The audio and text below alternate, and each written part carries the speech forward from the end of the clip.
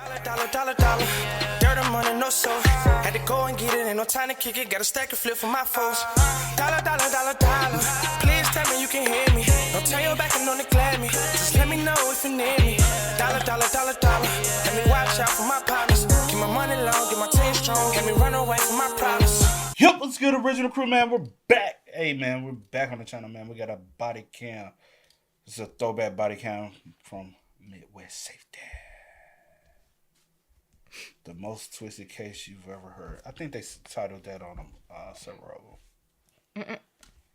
But hey, before we get into it, always check out the links in the description box. Down below. You already know where to go if you want to first support. All you gotta do is check out down below. Also, if you enjoyed today's video, liking it with a thumbs up. But let's get into it, y'all. Let's check this out. Let's see what's about. You ready? I'm ready. When a young woman went missing while out for a morning jog, her case made international headlines and quickly became known as Salt Lake City's most high-profile disappearance. Still, no one could have imagined the series of baffling lies that were discovered during the search for her, exposing years of secrets and a dark double life. On the morning of July 19, 2004, 28-year-old Mark Hacking woke up to find that his wife, Lori Soares Hacking, had already gone to work at Wells Fargo, where she was a stockbroker's assistant. Lori had planned to wake up around 5 a.m. that morning and head out for a run, as she often did in the Memory Grove area of Salt Lake City, Utah. She was then going to return home, get ready for the day, and Mark was going to drive her to work at 7 a.m.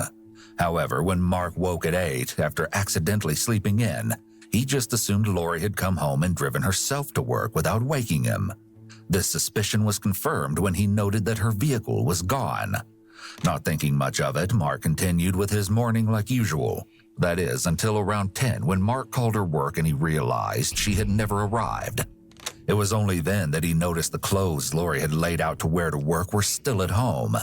In fact, he was on the phone with Lori's co-worker when he... Well, you have realized that beforehand? It depends on the person. I guess how attentive you are. Like, are you... And I also would say this. If he was supposed to take her to work, even if she woke up for a morning jog, she probably would have nudged you and said, I'm going to, you know? Yeah, I feel like she would have...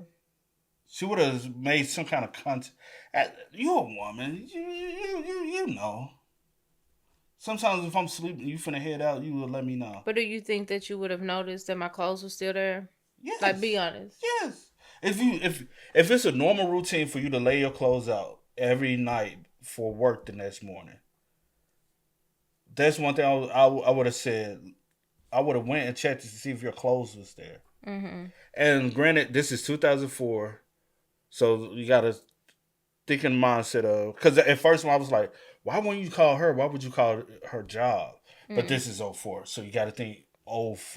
Mm-hmm. You know what I'm saying? Even though cell phones was around, we got to think about 04. You know? People weren't using them like that. Yeah, they were. Wow, I'm trying to think. Why didn't she would have had a flip phone?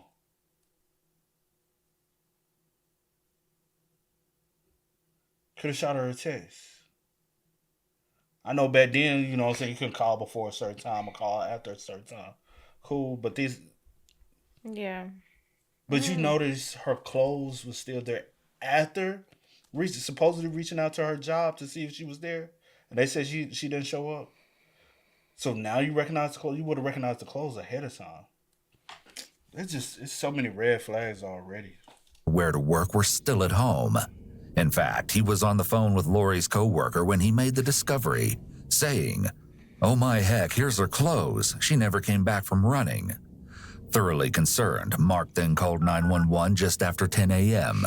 The desk sergeant he spoke to told him that he had to wait 24 hours to report Lori as a missing person. Assuming there wouldn't be much help from the police, he then headed for Memory Grove and found Lori's car where it was still parked in the area she usually left it while running. But there was no sign of his wife anywhere nearby, and her car appeared to be undisturbed. Soon, Lori's co-workers arrived to help in the search for her, and many of them had also called the police to report her missing. They were joined by both Mark and Lori's family members. Lori usually ran a set route, and her loved ones were already checking the trail she followed when the police arrived on the scene. They told officers that Lori always ran along the roadway when she was alone and only veered off this path if she had a companion for safety. When officers interviewed Mark, they noted that he was very upset, and it was difficult for him to keep his composure long enough to speak with them. Still, he managed to tell them what had happened. Mark claimed that he'd already ran his wife's normal route to see if he could find any trace of her, which crossed a creek, and explained why his shoes were wet when police arrived.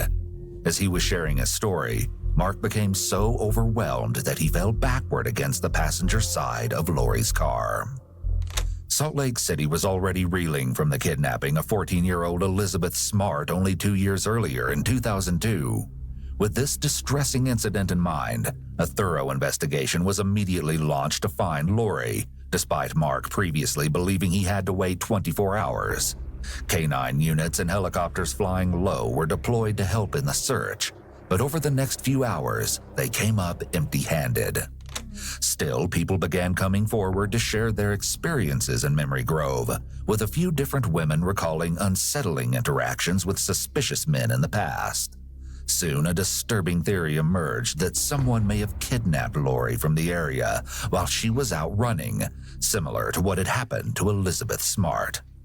Lori's disappearance was especially distressing because the couple was on the brink of all their dreams coming true. Her and Mark were high school sweethearts and had been married for 5 years. As Mark had just graduated with a master's in psychology from the University of Utah, the couple had plans to move soon to North Carolina, where Mark had been accepted into medical school to study oncology at the University of North Carolina, Chapel Hill. His father was a pediatrician, and Mark was following in his footsteps, just as one of his brothers had.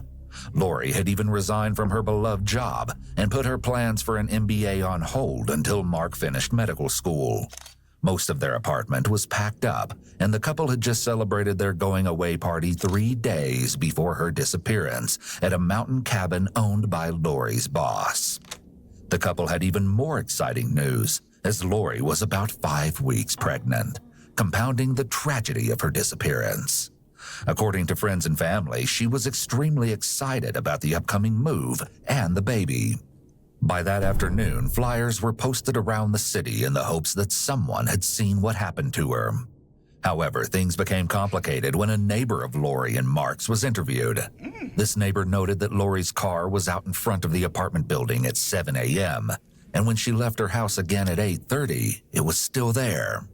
These contrasting witness statements further complicated the Okay, so car there at 7. Out there at 7. It's out there at 8:30. Still out there at 8:30. He said he woke up at 8. He assumed that she had already left and went out to work. Could have looked outside, see if her car was there. You would have saw her clothes. It looked like a single 1-bedroom apartment, so why you didn't notice? Also, things were packed up, so her clothes would have been laid out, visible enough to see. So ain't no rocket science, but the investigation. How had she been out for a run and returned home, only to have her vehicle be found again at Memory Grove? With this mystery in mind. So does she drive to where she works out? I guess he's saying that she drives. She normally drives there. Oh, okay. Parks the car. Okay. So it's like a walking trail. Oh, okay. And then drives back home, according to Mark. I thought maybe she was walking through the neighborhood or something. Because also, this is 04. People didn't make like Memory. This the part. It's a part. People used to drive to go walk. You know what I'm saying? Drive to the park and stuff and go walk. Right, Not walk the neighborhood like we do now. Yeah. Nowadays, more neighborhoods are equipped for walking and stuff. Only to have her vehicle be found again at Memory Grove. With this mystery in mind, investigators turned to Mark to explain. But he couldn't clear up the confusion, as he was certain Lori's car was gone when he woke up.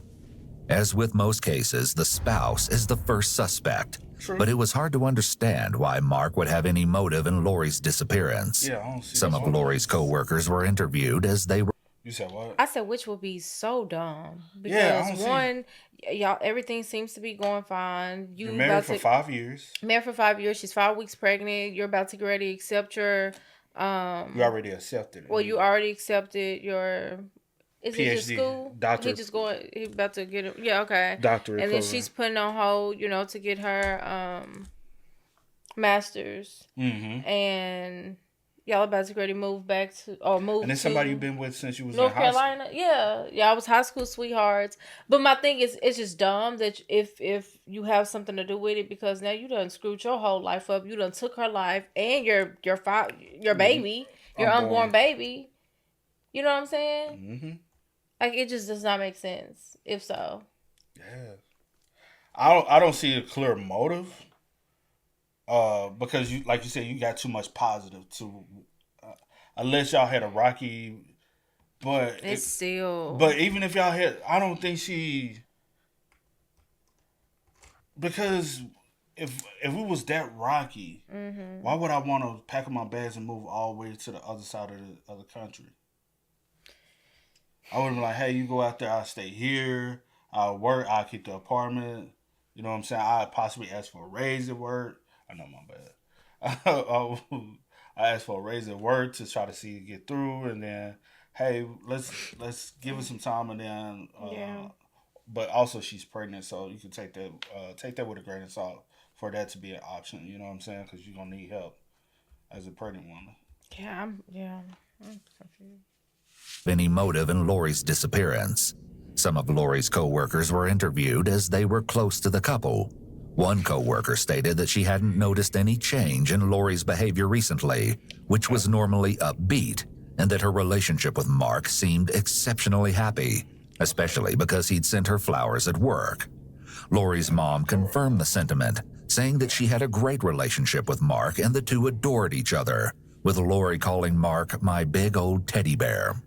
In fact, everyone who knew the couple believed that they were happily married and deeply in love. Still, Mark had done something a bit odd that morning before he realized Lori was missing. What? Between 9 and 10 a.m., he'd gone out and purchased a new mattress for their bedroom. Between 9 and 10? So you would have had to leave out the home. Huh? But you called that morning, right? At 10. But you called the police just a little bit after 10, so did you call them on your what? After Explain. he called her job at 10. Yes. Quote unquote, realized she wasn't at her job and Right. her clothes was still there. Right. And that's when he was like, oh, she never came. She never even made it back home then. Right. And that's when he called, like right after he got the phone with us. So I'm saying all this happened within the same hour? But between, between him waking up. Oh, and then between him waking up and 10 o'clock. And calling the job, Okay. he had went out and bought a new mattress. Okay. Why would you go buy a new mattress if we're moving? If y'all about to move. AKA, Make the it make mattress is sense. stained. Okay. And you threw the mattress out. Okay. Because, yeah. Okay. Because that's evidence. Presumably for their move. Strange, but it wasn't over. Man, you're not moving. You can easily go get a mattress at the new. Or you'd be like, well, they have good deals. I just want to go ahead and get it out the way. That'll be somebody's excuse. But you can just Like take the they mattress see- y'all been sleeping on. True. That don't make sense, True. bro. Overly concerning for investigators. Later that afternoon, on the same day that Lori had gone missing, Mark was brought in for a quick interview. On the ride over to the police station, Mark made the comment that Lori is going to be so pissed at me. When asked what he meant, Mark elaborated, saying, if you guys ever find her, she will be so mad at me because I didn't go running with her. Once at the police station, he relayed his story once again to an officer. Oh, that's the oversleep because he was supposed to wake up and go running with her. Also, I thought he was just supposed to wake up enough time to take her to work. But go ahead. But also, think about this too. If we supposed to go running together, even if you wake up before me, right? Mm-hmm. You go get ready. You will come in and nudge me. You forgot we supposed to go running together. Oh, my bad. Not my bad. You get what I'm saying? And then I'll just be like, and you'll be like, I just go by myself. We'll do it tomorrow. Yeah. In your words, what's been going on so far today? My wife got up at 5 this morning, went running. How you know? And I stayed in bed.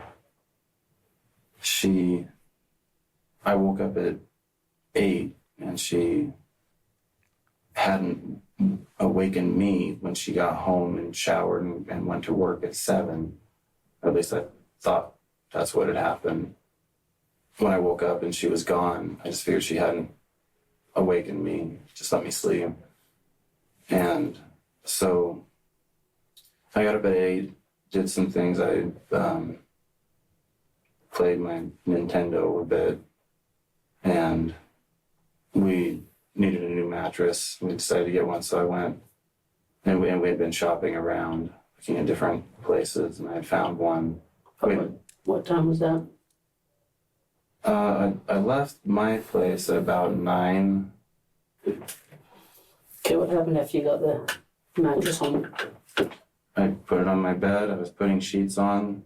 Called my wife while I was putting sheets on. And someone else. Why would you put the new mattress on if we buying it to relocate? And we're about to get ready to go. And you just slept And so on, when did you take just, so is the old mattress just like laying up against the wall in the house? Like, is it still in the house? Good question. Good question. Because you've been asleep all morning, so I'm assuming you've been asleep on the mat. You didn't get up at 5, so it must be uncomfortable enough mattress to get you so you can sleep. I'm through just the so rug. confused. I'm always confused. But... Answered the phone. But what time is this? About 10. They called wife's cell phone? No. No. Her Work phone? phone. So why didn't you call her cell phone? Because I feel like you didn't call her cell phone because you already know that she wasn't gonna pick up her cell phone, but you needed someone to be able to be like, "Hey, he's been looking for her. He's calling. He seems very worried." Like, so you needed someone other. You know what I'm saying? Because if you just call her cell phone, you know where. You know she ain't gonna pick up that cell phone. Does she have a cell phone? That would be my next question. Why didn't you? Well, I mean, I assume I would It's like on after you asked me that question, I'll be like, well, she doesn't have a cell phone. He said, did you call her cell phone? No. Because I had to think about 04 and I had to think about my age. That's around the first time I got a cell phone. It was about 04, 05. Mm-hmm. So if I'm not like a teen, y'all preaching, but if I'm getting a cell phone then, right? She has a cell phone then. I'm a child with a cell phone. Mm-hmm. Adult should have a cell phone. Yeah. But what month is it? July. Mm-hmm. We're trying to get first soon in there. What was the reason for the call? Just to say hi. Okay. I asked to talk to my wife. Well, I don't remember the exact words. He said something along the lines, is Lori okay? And I Brandon asked you that? Yeah, and I said, I don't know. And he told me she hadn't come in. So And I was about to say, and also someone asked me if my wife that I'm calling to just say hi to, which you could have called her cell phone, whatever, instead of calling the work. But since we're here, you called the work phone. Mm-hmm. If someone would be like, is she all right? First question. I'm not going to be like, I don't know. First thing I would be like, what do you mean? Is she okay there? I'm like, yeah, she's at work. Can I speak with her? I want to say, yeah. Like if I call somebody like, is she okay? I'll be like, what you mean? What's wrong with her? And I'm like, she didn't come in. I'm like, hold on, what you mean she didn't come in? From a male's perspective. To be real, I don't know what I'll say, but I won't say I don't know. Yeah, I won't. No. I wouldn't say I don't know. That's not something. Because that's like, huh? Like what? I don't know. Yeah, whatever. Okay.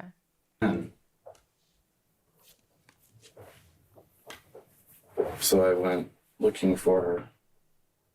Okay, how did you know where to go look? Because She runs in the same place every day. Initially, Mark had agreed to participate in a CVSA test, also known as computer voice stress analysis, which is a controversial technology that tries to measure deception through changes in frequency and stress when someone speaks. Let me explain the test to you. You understand it so you feel comfortable with it, and so you won't be afraid of it. Okay? What this is a truth verification machine. Okay? Have you ever had a lie detector test, the old-fashioned type? If you've seen them on TV, okay, they have like a box and they have all the arms going around, the papers rolling, the guy's sitting in the chair and he's all strapped up and all that stuff. Okay? That was developed in the 1930s. Okay? We're hoping technology's advanced a little more since then, and that's what this is. What is his fidgeting? Because you ain't looking. What is his fidgeting ass doing? I'm saying I'll just write something down. He's too damn fidgety. Is he not? Don't be nervous. Look at him. Strapped up and all that stuff. Okay? That was developed in the 1930s. Okay? We're hoping technology's advanced a little more since then, and that's what this is. Okay? This is just waiver form. It's basically saying you're taking this of your own free will. Nobody's forcing you or coercing you or anything of that nature. I do feel coerced into taking this. Really? And how do you feel? I mean, let me explain this to you. Nobody's making you take this test. If you don't want to, you can walk right out that door. And what happens to me? You walk out the door and they take you back up to your car. And if I refuse, then of course that makes me look guilty. It's not admissible in court anyway. We trust the machine, the courts just don't. It just gives us something to verify the information we've got so far. And obviously, as you said, obviously, we got some concerns about this mattress thing. We interview people that have killed people all the time, and they don't tell us the truth. Okay. And that's what this machine is just for. Mm-hmm. But at the same time, I've got these circumstances that look bad. So I feel like if I don't take this, then I'm just going to be drilled. You have nothing to lose by this. I don't think I want to take it. Okay. That's the first dimension of guilt. Investigators thought his behavior was a little curious and decided to take a closer look at the apartment where they lived. Police were dispatched to examine the dumpster in the parking lot outside. There, Mark was joined by one of his brothers, Where's his old mattress? Are we gonna get there? who asked why the police were there, and Mark replied, "Apparently they're nervous that I bought a new mattress," followed by, "I just need to get away." Yet despite their suspicion of Mark, officers didn't find anything in the dumpster. While the search for Lori continued, Mark's behavior took another strange turn. Just several hours after Lori went missing, police were called again at 2 a.m. on July 20th to a commotion at a hotel about a half-mile from Mark and Lori's apartment. Mark had been staying the night instead of at the apartment. There, he was found running through the hotel completely naked, except for a pair of sandals. Hearing this, his brother Scott arrived at the hotel. There, he found an unexpected message written on Mark's PDA, a handheld computer, reading, "To everyone, from Mark. This is justice. I'm so sorry." Following this incident, Mark's family made the decision to check him into a psychiatric unit to receive help. Later, an FBI profiler, Candace DeLong, commented on this incident saying, "He kept his shoes on, his sandals. That's not generally something we see in someone truly psychotic." Ooh. This comment has led some to speculate. Somebody cares too much about his planting of his feet, and if he don't want to cut his feet, he don't want to. Or just it's dirty. Yeah, that too. You caring too much. Most people who are having a psychotic episode normally don't have shoes on at all. Shoes, socks, they're just barefooted running. Let alone butt naked. Speculate that Mark may have been trying to play crazy with the intention that he would be hospitalized, and there was a very good reason for him to attempt this. Mark had a secret. Actually, he had many secrets, and they were all about to be uncovered. Mark Hacking had been living a double life. His entire family knew him to be busy and studious, often leaving textbooks open and spread out around the couple's apartment. On more than one occasion, he even had Lori's mother help him to write term papers, all in preparation for his acceptance to medical school. But here's the thing. Despite an imminent move to North Carolina, Mark had never been accepted at the university there. In actuality, he had never even applied or anywhere else. Shut the front door. This was especially shocking for his family because Mark had actually traveled across the country to attend fake interviews at multiple medical schools. But this I'm lie... going to tell you this real That's the quick. motive. Facts. Because his lies was about to... But I don't mean no harm, but just the way he was like in the interrogation room and the way he like was talking and his demeanor, I was like, he's about to go and be. I was like, I would not want him to be my doctor. I wonder what type of doctor, because I know his dad's a pediatrician, right? Yeah. I wonder, damn, that's a big ass family. But I know some of these are in-laws too, though. Yeah, But, okay, like, yeah, she's 'cause down she, here. And I'm sure yeah, like, somebody, yeah. you know what I'm saying, grandkids. But still. But yeah, anyway, I was just like, I don't know, maybe it's just the moment, just, you know, he's a little lax or whatever, but was especially shocking for his family because Mark had actually traveled across the country to attend That's fake crazy. interviews at multiple medical schools. But this lie was just the first of many. Years of intricately weaved deception slowly began. You ain't been working or nothing then. What have you been And doing? what's so crazy, you had Lori, right? Yeah. You had her, like, you know, quitting her job. It's about quitting her job, also putting her, what she wants to do, on hold. Because she, like, thinking that, you know, okay, we're What just if going to she- focus on... What if she did find out the truth? It was a heated argument. He snapped. Do you think she found out the truth, or do you think, like, he was like, I can't continue, like, I have to end it somewhere, because if I do go, if we do move to North Carolina, what we moving to? Like, I'm not about to be accepted into school. What y'all I gonna do about wasn't finance? accepted into school. It's not, yeah, true. But or unless his dad help him out, because you know, because a lot of parents, when they find out you trying to follow up and doing something like that, especially his dad's a pediatrician, so he's probably got enough money, you know what I'm saying, to be able to help his son out while he's completing his doctorate degree, you know. Yeah. But honestly, bro, you didn't need to be married. I don't care if this is your high school sweetheart. True. You're not well equipped to be a husband yet, because you're not. That's a whole nother conversation. Yeah. Began to untangle. Never mind not getting into medical school, Mark had actually dropped out of school altogether and never even graduated from the University of Utah. Shut the front door. So how, if he never graduated, so don't tell me he did the okie doke. You know what I'm talking about? Because a lot of people do the okie doke. You know what I'm talking about? I know what you're talking about. Invite all your family there. So now it's time you go take the stage. You just hand them the paper, say hi, and they just read your name off.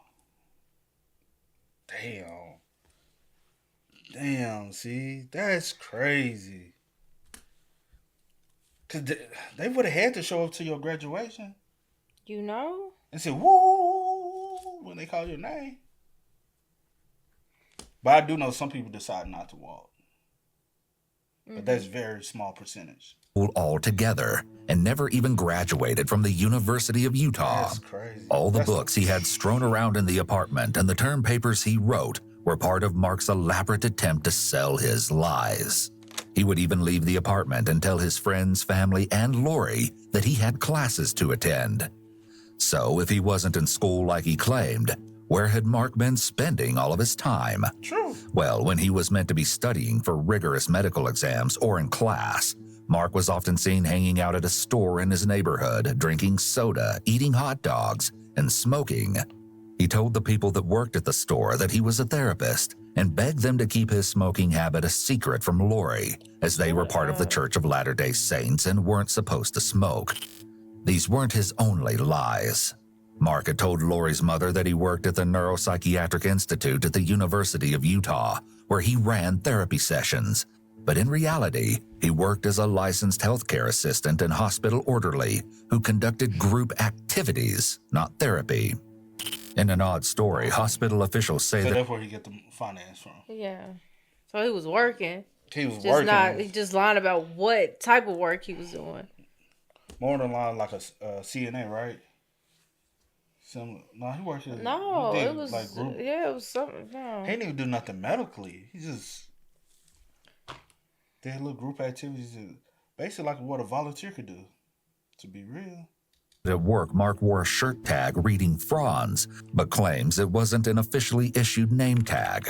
He chose the name from a Saturday Night Live episode featuring a pair of narcissistic bodybuilders.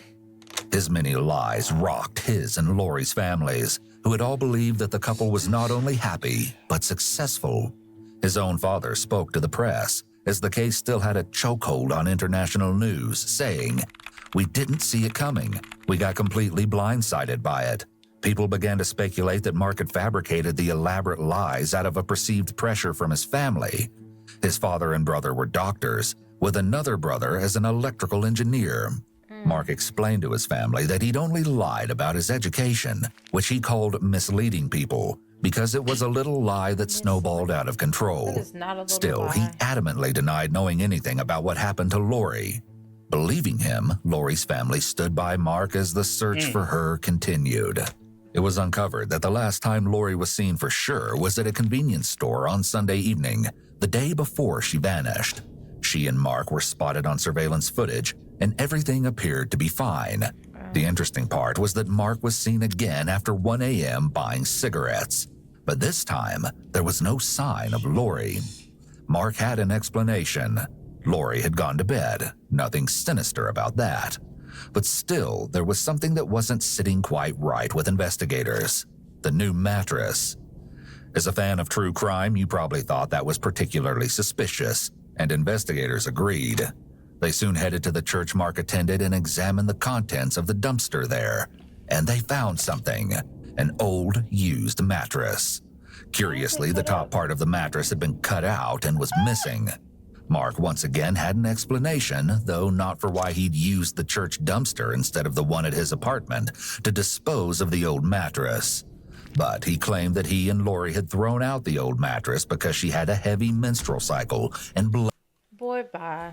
So what you sleep on the night that you was so got some of the best sleep where you didn't wake up and go running with her? What mattress did you sleep on? And you said the reason why y'all went and bought a new mattress is because y'all was moving, not because she had a menstrual cycle. And now you said y'all had been shopping around for looking, new mattress because y'all was relocating. No, Your lies, what you consider little white lies, it just basically fabricating little white lies, telling a story. Oh Lord, and it's the whole top cut out. The whole top. You wouldn't care. No. Not at all. And why y'all, as investigators, that's the first question. Oh, okay, where's the old mattress? Where you throw the old mattress? So we can go locate that. We don't have to wait for so long. You get what I'm saying? Yeah, and luckily it's still there. On it. Still, that answer didn't quite sit right with investigators, and soon the timeline Mark told about Lori's disappearance was falling apart. Police began to suspect that Lori never even made it out for her morning jog. Even without all of Mark's lies unraveling, the physical evidence wasn't matching Mark's story. Lori's car was closely examined, and it was uncovered that the seat and car mirrors had all been adjusted for someone far larger than Lori, who was about 5'3" and 115 pounds, meaning she wasn't the last person to drive the vehicle. And worst of all, blood was found in the back seat. It was described as a blood transfer stain, which happens when wet blood from one object touches another object. Adding to the growing evidence, investigators took a closer look at the apartment with Mark's permission. Lori's purse, keys, and wallet were found there, further indicating that she had never left to go for her run. As officers searched the bedroom, they uncovered spots of blood on the headboard and on the nightstand. Looking closer at the nightstand, one of the officers opened the drawer and found a sheathed knife. At this discovery, Mark, who was with them the entire time, chuckled nervously. He explained that he had the knife since he was a scout. The officer noticed what appeared to be a spot of blood on the blade and a fingerprint. After this discovery, police sought a warrant to conduct a more thorough search and asked Mark to leave the apartment. It was clear that Mark was a suspect in his wife's disappearance. But still, no one could have predicted that there were even more disturbing secrets yet to be revealed. Everything came crashing down on July 24th, 5 days after Lori vanished, when Mark's father and brothers confronted him about what happened to her. Lori's relatives soon spoke publicly, asking volunteers to give up the search for her because of the chilling story Mark admitted to his family. It's unclear why Mark decided to come clean at that point, but it's possible with his other lies already exposed, he knew he couldn't hold on to this one any longer. Mark explained that on the evening of July 18th, the couple argued after Lori confronted him about his double life, his many lies, and their impending move. You see, Lori's colleagues recalled that she'd been left in tears on Friday, July 16th, just 3 days before her disappearance, and the same day of their going-away party. They believed that she had contacted someone at the financial aid office at the University of North Carolina, Chapel Hill, to make arrangements for Mark, where she was told by a school administrator that there was no record of Mark being enrolled there. The administrator even put Lori on hold and contacted the American Medical College Application Service and confirmed to her that Mark hadn't even applied. Lori had been so upset by the news that she left work early. Still, she arrived at the going-away party with Mark as though nothing had happened. That's because Mark had lied to her once again. He told her that he'd spoken to the same administrator and there'd been a mistake with the incoming student list on the computer. None of that was true. Lori had even called the school back and left a voicemail, claiming that Mark had straightened everything out. Lori's voice message wouldn't be heard until Monday, and by then she was already missing. Still, her voice message aired her doubts. She said that she wanted the administrator to call her back and let her know that everything is okay, not that she doesn't trust her husband, but for her own peace of mind. The reason for Lori's skepticism may have been because this wasn't the first time she'd caught Mark in a lie. Lori had once confided in a friend all the way back in 2000 that Mark had lied to her about enrolling for 1 semester in college. Little did she know that was the tip of the proverbial lie iceberg. She must have suspected that Mark was lying once again because she eventually did confront him. 2 different neighbors who lived near the couple came forward, with one saying that she heard loud screams around midnight on the 18th, coming from the apartment, and the other saying that they heard a male voice shouting, "This, it's all over," and "That's it." Mark said that Lori eventually went to bed while he stayed up for about an hour playing video games.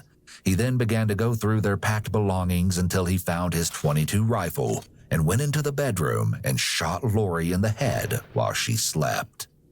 Systematically, Mark disposed of her body, the murder weapon, and the bloody mattress by depositing them in different dumpsters.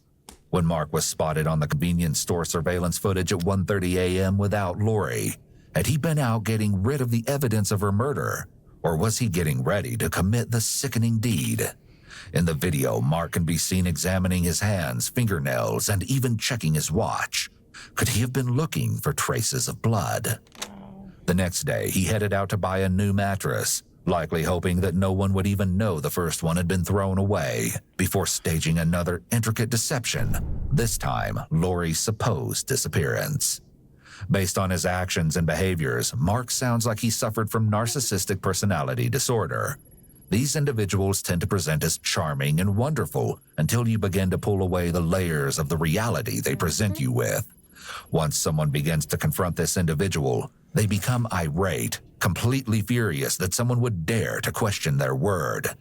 They also exhibit characteristics such as a pattern of grandiosity and self-importance with a belief that they are special, a need for admiration and expectation of recognition for their superiority, fantasies of unlimited success, power, brilliance, beauty, or ideal love, and a lack of empathy such as being unwilling to recognize or identify with the feelings and needs of others. The unimaginable horror of Lori's death was further compounded by the overwhelming question of why. Yes, Lori had caught Mark in his lies, but her family was certain that Lori would have been able to forgive him. Her brother even said of Mark, he didn't have to be a doctor, a president, whatever it was. As long as he was doing his best, she would have loved him. Still, a typewritten note was eventually found in the couple's spare bedroom. It's believed Lori wrote it, but it's unknown exactly when. In the letter she writes, "I want to grow old with you, but I can't do it under these conditions. I can't imagine life with you if things don't change." Perhaps this was why Mark killed her, because Lori was threatening to leave him if he didn't change. A forensic psychologist, Dr. Kathy Yates, commented on Mark's possible motives and seemingly pathological lying, saying, as he grew up and was watching other family members get successful or be successful, he was not. There's an element of grandiosity. He felt like he deserved more than he was getting in life, but didn't want to put his energies into achieving the kinds of goals that he probably could have achieved. Mark was arrested on August 2nd, 2004 on the suspicion of aggravated murder. Even with this confession, there was one integral thing missing: Lori's body. The search headed to the Salt Lake City landfill. For months, there was no sign of her, even with intensive searches utilizing cadaver dogs. That is, until Lori's highly decomposed body was discovered on October 1st, almost 3 months after she'd gone missing. Due to the body's decomposed state, it couldn't be confirmed whether or not Lori was pregnant at the time of her death. Following this discovery, Mark Hacking was sentenced to 6 years to life in prison. If that short sentence gave you pause, it sounded too lenient to other people as well. However, at the time, this sentence fit the guidelines under Utah law. But due to public outcry, the Utah Board of Pardons and Parole held a hearing to reevaluate Mark's sentencing and ultimately decided that he wouldn't be eligible for parole until 2035. Following this, the sentencing guidelines for aggravated murder was increased to 15 years to life, a law change that has been referred to as Lori's Law in her honor. Eventually, Lori's father had the last name Hacking taken off her headstone, leaving her maiden name Soares. And though this case seems like it's over, from behind bars, Mark managed to carry on with his shocking behavior. Oh, God. He was caught signing and sending autographs for a site specializing in murder memorabilia. After this was uncovered, Mark agreed to stop, but he still wrote his life history, which has yet to be published. Whoa. Yeah, whoa. Man, that was crazy. That was a crazy case. So also with the pregnancy, there must be something that he told people, that she was 5 weeks pregnant. Maybe she hadn't told people yet, because he said it was unable to be confirmed. Also because her body was just overly decomposed, so they don't know if anything. Probably can't even find and determine anything was inside of her. 2, she probably was pregnant, but they decided to keep it. You know how some women don't want to tell too soon. They want to get to a certain point before they start letting everyone know that, hey, I'm pregnant, you know? Yeah, I know. But one person that a lot of women end up telling is their moms. Mm-hmm. If nobody else knows, their mom or sister would know. Maybe a close best friend, but a lot of people wouldn't know. Yeah. Rest in peace to Lori, though. Yeah. Because why? You didn't have to do that. Not at all. He showed everything from the jump, though, that it was him. Oh, yeah. I don't think he had to be that well-versed and to know that was him. But y'all spam us up in the comments, man. Let us know y'all thoughts about it for us in the comments down below. But until next time, y'all know how it go, man. I do go by the name DJ New Kid. This is Sierra Nicole. We are. Kid and C. We Go out. and get it, ain't no time to kick it. Got a stack of flip for my foes. Dollar, dollar, dollar, dollar. Please tell me you can hear me. Don't turn your back and don't neglect me. Just let me know if you need me. Dollar, dollar, dollar, dollar. Let me watch out for my partner.